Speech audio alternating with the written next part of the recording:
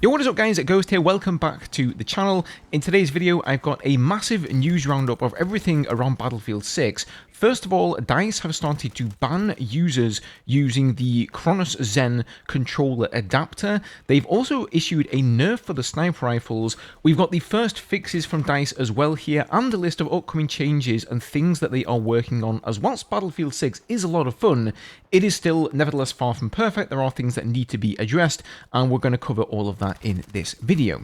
As always, if you guys do enjoy the content here on the channel, don't forget to hit that sub button to keep up to date with everything around Battlefield. I've been putting out a few tutorials to try and help you guys out over the last few days. That will continue, as will the news, so thank you guys as always so much for your support. You've been really kind with your time, so you are appreciated. Alright, so first of all, messages like this one have started doing the rounds on Reddit, and as you can see it says your account has been disabled.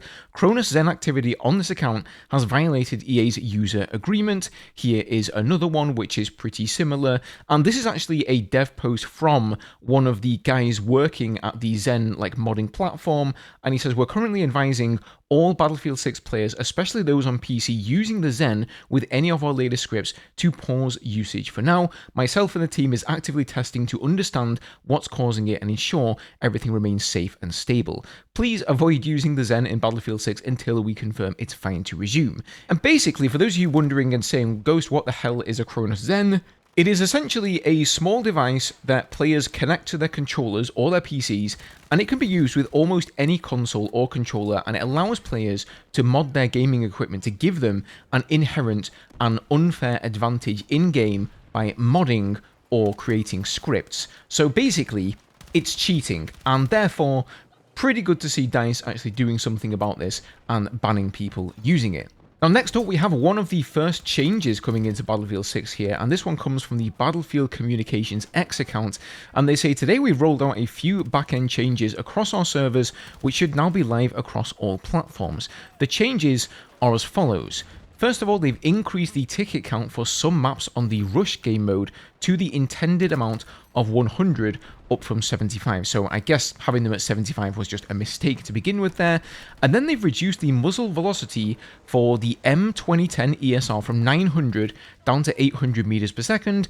And then they've done the same here for the PSR. That's gone down from 750 to 720 meters per second. Not a huge change there. It's not going to be like the be-all end-all, but I think they felt like scoring headshots, and especially with this sweet spot mechanic being reintroduced into this game, which of course we saw in Battlefield 1, and I don't really like that. I'm not a fan of it, but that's a whole other conversation.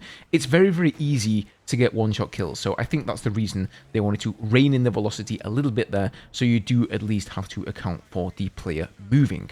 They've also nerfed the shotguns a little bit here, so shotgun projectiles will now take drag into account. So basically, the further you are from a target, the more bullet drop there's going to be on those projectiles there, so you will have to aim, a little bit above the target, I assume, from longer ranges. Again, not a massive change there, but it will make a little bit of a difference.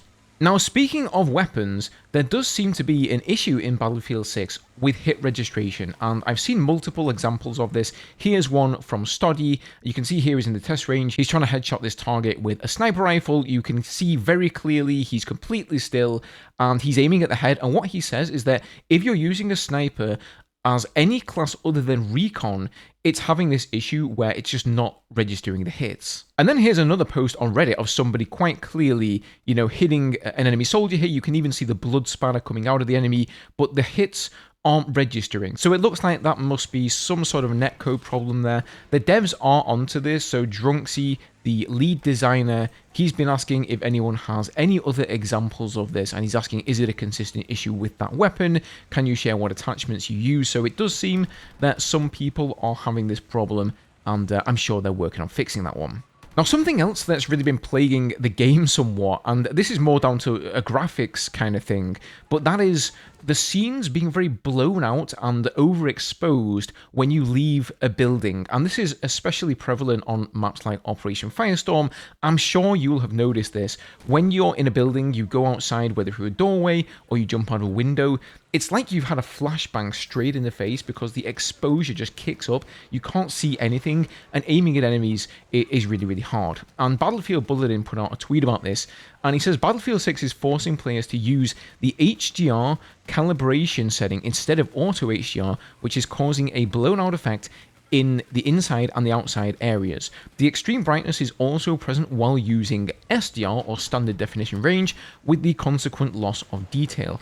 Manhattan Bridge and Operation Firestorm are the worst with this, but also New Sobek City, Siege of Cairo, and other multiplayer maps. DICE says they're working on some improvements in this area. And here it is straight from the horse's mouth again. Florian here saying, yes, we're aware, we're working on a set of improvements in this area, we will have more to share in the near future. So it's really, really good to hear that, because it is extremely off-putting. Like, my god, Battlefield 6 looks fantastic, but that overexposure issue is just such a problem. And as I said, like, I'm using, you know, standard definition as well. I'm not even using HDR, but even so, it almost feels like I've got HDR enabled and it's not working properly. That's sort of what it feels, even though I'm in standard definition. So yeah, they really need to get that fixed. Now, I think it's fair to say that movement has changed quite a lot in Battlefield 6 since the open beta. There was a lot more movement in the open beta. There were definitely some bugs there as well that have since been addressed, but it's fair to say that the game has slowed down somewhat since the beta, and it's evident that a lot of people don't really like that. And Gene Martin here over on X, he says, hello drunks, Zoomers were liking movements in the beta. In the release, battle dads like the movement, as he puts it. Can we get an in-between to please all of the community? Also, it'd be better for the Battle Royale part, I think. And Florian actually says, we're looking at adjustments for sure to find a good in-between. We already have some changes that are cooking on our side and monitoring the feedback for more. So it sounds like they're not set on the way the movement is right now. I know this is a touchy subject because there's a lot of people who like the slower movement. There's also a lot of people on the other side of the fence who prefer faster movement that has maybe a little bit of a higher skill ceiling. And so it is paramount here that DICE do find a good middle ground. And speaking of movement, they have implemented a bit of a fix here. So this is straight from the Battlefield Communications account, and it's to do with jump momentum. And they say we're rolling out a fix that addresses an issue where jump momentum gets unintentionally interrupted when jumping with certain weapons equipped. This is now live across all platforms and may take effect upon your next fresh match. So that may be part of the reason that like people who like movement were complaining even more about it at release, because this bug was in there and it was just absolutely killing your momentum whenever you initiated a jump in the game, and that's now been fixed, so I guess it should be a little bit faster. But personally for me, I can't really say I've noticed anything different, but hey, maybe I'm just not as much of a zoomer. Okay, next we have a list of basically everything that DICE are aware of at the moment that is broken to some degree in Battlefield 6. They're working on it, there are fixes coming, and this has been compiled by Battlefield Bulletin. So the first interesting one here is for Conquest and Breakthrough, New Sobek City, Manhattan Bridge, Mirak Valley, Operation Firestorm, and other multiplayer maps are having some inconsistencies with the vehicles. So main battle tanks, IFVs, attack helicopters not spawning in. They are looking into this. I've definitely experienced this on Manhattan Bridge. I experienced that the enemy team had an attack helicopter. My team, even though I could see the icon on the spawn screen, wasn't able to spawn in it. And indeed, the helicopter didn't appear for us. Initially, I assumed it's because we hadn't met some prerequisite, we hadn't capped a flag or something like that. And it just turns out it's a bug. It's a really game-breaking bug in my opinion, because if one team has an attack helicopter and the other doesn't, it's kind of like the Battlefield 4 days and Siege of Shanghai, where you've got an amazing helicopter pilot on one team and the other guy just keeps getting shit on. That's kind of what it's like perpetually in Manhattan Bridge. Again, it's on other maps and other vehicles as well. So if you've noticed that kind of thing, don't worry. You're not going nuts. You're not doing anything wrong. It's just a bug in the game. Here's also another really important one. Some players from certain regions have asked Battlefield Studios to add a setting which lets them matchmake with players from other regions because of the lack of human players and empty servers, and DICE are also looking into that. And I've actually had a lot of people come in my chat or leave a comment on the channel saying, hey, I'm in Asia and there aren't enough players there for us to get games going, and because of the difference in ping and the distance around the world and the servers, they can't actually matchmake into European servers or US servers, for example, and so they're stuck playing mostly with and against bots. This really surprised me because I'm pretty sure Battlefield 6 is doing okay, like there are a lot of players in general, but it seems like the game can't be that big in Asia if they're having trouble finding and filling servers. And so it sounds like EA's plan here is, allowing them to matchmake with servers from other regions there in order to alleviate that problem. And then finally here, we have some problems with the progression, and a lot of you guys may have experienced this. So first of all, player stats may incorrectly count progress from custom portal game modes. And then for challenges here, the resupply teammates with the supply pouch is not tracking progress. Same goes for the repair vehicles one. Same goes for the use vehicle supply crate. And then the weapon expert unit challenge is also not tracking correctly. The description says you must get a kill with each type of weapon in a match, but the actual requirement is to get 15 long shot kills in a match. And then for the assignments, helicopters are incorrectly counted as ground vehicles in the land vehicle expert assignment, and then helicopters are not counted properly in vehicle challenge 1. So there's a lot of problems there with the challenges and the assignments. Me personally, I am not a fan of this whole new thing in Battlefield 6 at all.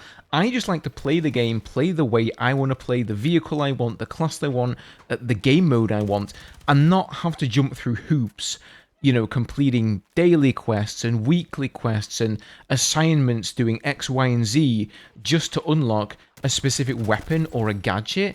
I absolutely loathe this approach that they've gone for, quite frankly, and the progression in general, in my opinion, it just takes way too goddamn long. Maybe some of you guys think I'm just needlessly whining here, but I'm just being honest, that's how I feel about it. I feel like they're really trying to, kick the FOMO into overdrive here, but me, I don't need these things. Playing the game and enjoying the game is reward enough for me, so I wish I could just rank up as normal and unlock things, but I digress. This is the direction they're going in, so hopefully they do fix these challenges pretty soon. Now, I will be making a bit of a guide soon as well to help you guys gain experience as quickly as possible, unlock weapons as quickly as possible, level up to vehicles to get the various loadout options there as well, because that grind has kind of driven me to maybe implement some unorthodox methods to get this done. And some of the things also just aren't that obvious, so I will be sharing that in the coming days. I've also got an upcoming video talking about what I would like to see improve in Battlefield 6. For me right now, I feel like the game is a pretty solid 7.5, maybe an 8 out of 10. So overall, great game, I'm having a good time, but it's far from perfect. There are things I'd like to see changes, and there are improvements to be made. So if you guys want to see that, don't forget to hit that subscription button to stay up to date with everything surrounding Battlefield 6. Thank you guys for watching. If you enjoyed the video, leaving a like is always appreciated. Have a good one, guys, and I'll see you all in the next one.